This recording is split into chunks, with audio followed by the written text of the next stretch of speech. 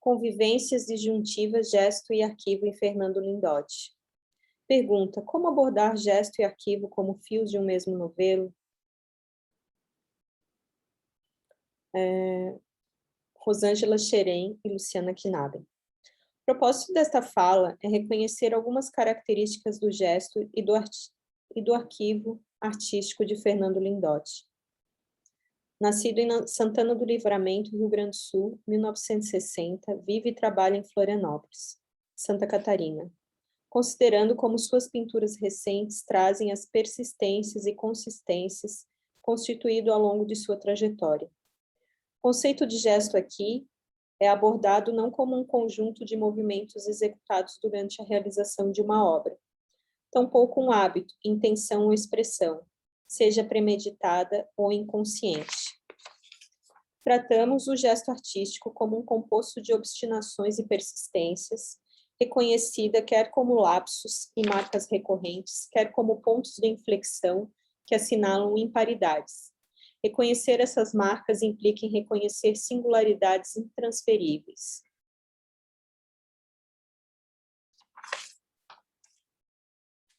Um gesto que remete ao indiscernível.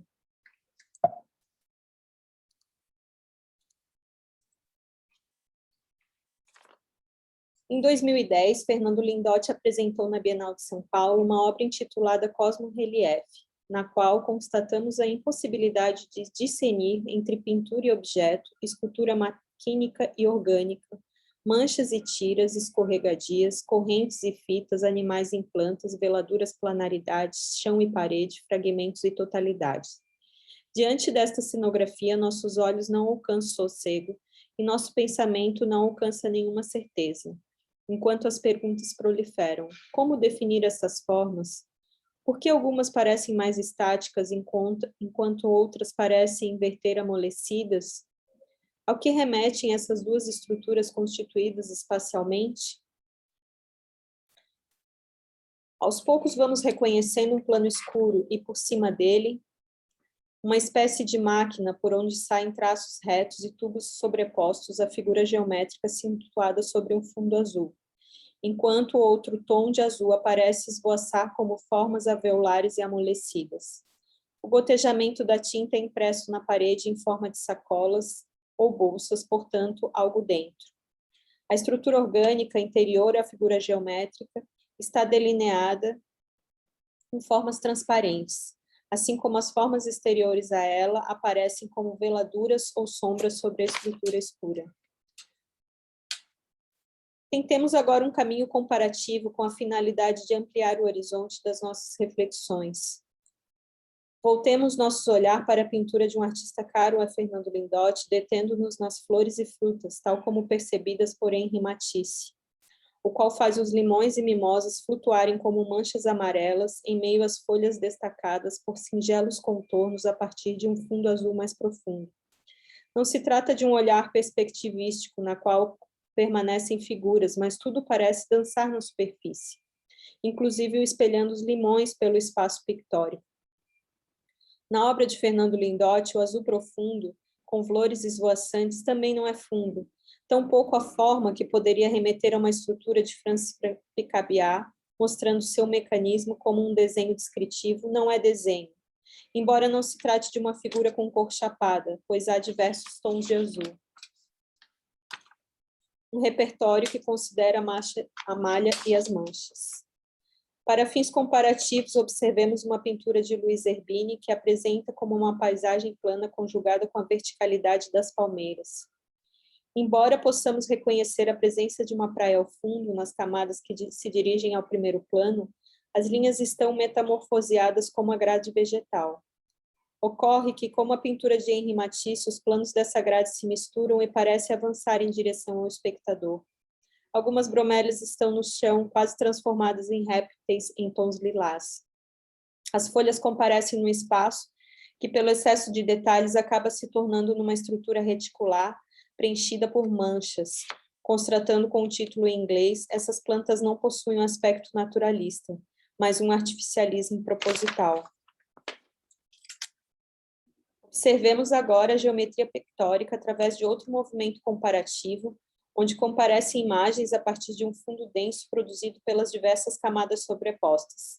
Assim, a tela de Lúcia Laguna hibridiza imagens geométricas, travando um combate entre as formas retilíneas que remetem a rabiscos e esboços e aos pedaços de cores que parecem se dividir entre tons rosados no terço horizontal inferior e esverdeados no restante horizontal da tela. Enquanto que em Lidotti, a referência à matisse advém do jogo de profundidade na figuração mais explícita de da Laguna, a referência parece buscar a indistinção entre interior e exterior. Todavia, é pela conjuntura combativa entre malha linear e a composição colorante que o campo da obra se estabelece, obliterando qualquer significado mais explícito ou declarado. Eis o modo que se reafirma o recurso inapreensível que insiste e persiste no gesto de Fernando Lindotti. Um campo de convívios interpelantes.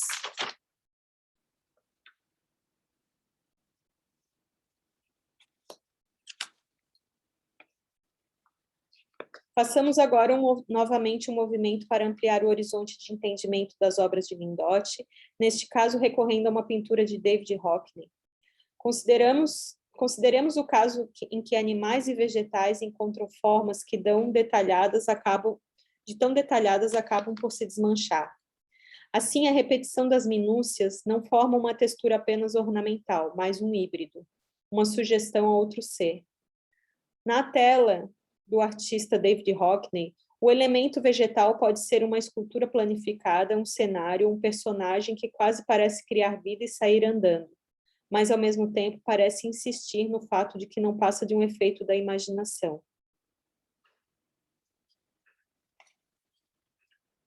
As formas animais e vegetais se tornam indistintas, as pinceladas abundam como pixels, conferindo às imagens um aspecto publicitário, proveniente do universo pop ou da representação gráfica esquematizada, do desenho animado ou do cartoon.